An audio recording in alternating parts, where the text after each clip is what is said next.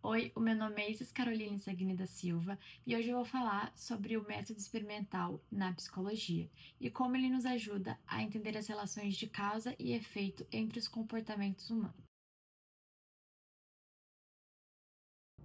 O método experimental é caracterizado pela manipulação e controle de variáveis para investigar como uma mudança em um fator pode influenciar outro.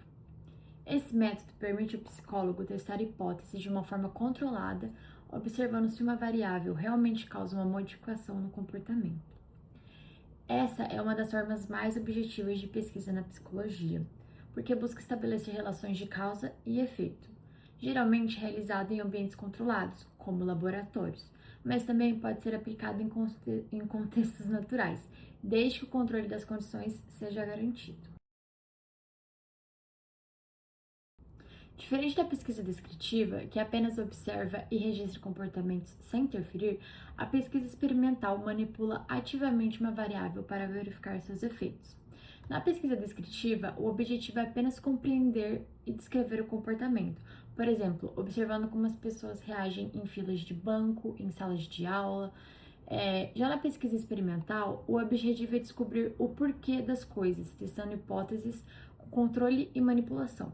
E é por isso que só um método experimental pode confirmar relações de causa e efeito entre os fenômenos comportamentais. Dentro do método experimental, nós temos alguns conceitos principais. O primeiro deles é a variável independente. É aquilo que o pesquisador muda de propósito, manipula de propósito, ou seja, é o fator que ele altera para ver o que se muda. O segundo é a variável dependente, é aquilo que se mede, é aquilo que a gente vê o efeito resultante da manipulação. O terceiro é o controle de variáveis. É o processo de manter constante todos os outros fatores que poderiam interferir nos resultados. Esse controle é o que garante que a relação observada entre as variáveis seja realmente de causa e efeito. O controle experimental é uma das partes mais importantes de um experimento. É ele que garante que a diferença observada entre os grupos seja causada apenas pela variável manipulada, não por outros fatores. Por exemplo, se eu quiser estudar atenção, eu preciso controlar coisas como o horário, o dia, o ruído, o ambiente, o tipo de tarefa que eu vou usar e entre outras coisas. Isso aumenta a validade interna do meu experimento e permite que outros pesquisadores possam replicá-la. Agora, aplicando o método experimental na prática, eu escolhi o tema atenção. O problema de pesquisa é: o uso de celular durante os estudos afeta o nível de atenção dos estudantes? O objetivo é investigar se o uso de celular durante os estudos interfere na atenção e no desempenho em uma tarefa de leitura. A minha hipótese é que os estudantes que estudarem com o celular do lado terão uma menor atenção e um menor desempenho comparado aos estudantes que estudarão sem o celular. Nesse experimento, a variável independente seria a ausência ou a presença do celular durante o estudo. Já a variável dependente é o nível de atenção, medido pela quantidade de acertos em um teste de compreensão de texto. Para garantir o controle, todos os participantes fariam atividade no mesmo ambiente, no mesmo horário, com o mesmo tempo de leitura, o mesmo texto e sem ruídos externos. Assim, o único fator diferente entre os grupos seria a presença do celular.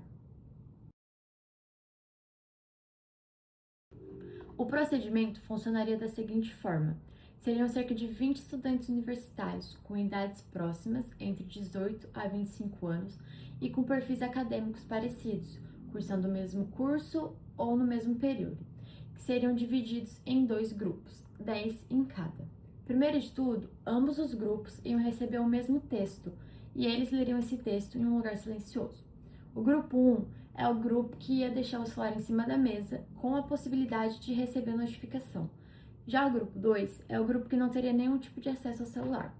Após a leitura, os dois grupos iam fazer o mesmo teste de compreensão e atenção com perguntas simples sobre o conteúdo que estava no texto. Depois disso, as notas seriam comparadas para ver se o uso do celular interferiu na atenção e no desempenho desses alunos. Os resultados esperados são de que os alunos que estudaram com o celular ao lado apresentem um desempenho menor no teste do que aqueles que estudaram sem o celular, confirmando que a presença do celular distrai e reduz a atenção e o desempenho dos alunos. Isso mostraria que a variável independente, que é o uso do celular, realmente causa um impacto na variável dependente, que é o nível de atenção. Com base nisso, podemos concluir que o método experimental é fundamental para a psicologia, porque ela permite identificar relações de causa e efeito entre variáveis comportamentais, de forma objetiva e controlada. Esse tipo de pesquisa ajuda a compreender melhor o comportamento humano e até propor estratégias para melhorar o foco e o aprendizado. Bom, esse foi meu vídeo. Aqui eu deixei algumas referências que eu usei para construir o slide. E eu queria pedir desculpa porque eu acho que eu fiquei tão nervosa para gravar os vídeos, eu gravei 1 milhão de vezes, que eu não consegui explicar tanto como eu queria ter explicado, mas foi isso que eu consegui. Muito obrigada!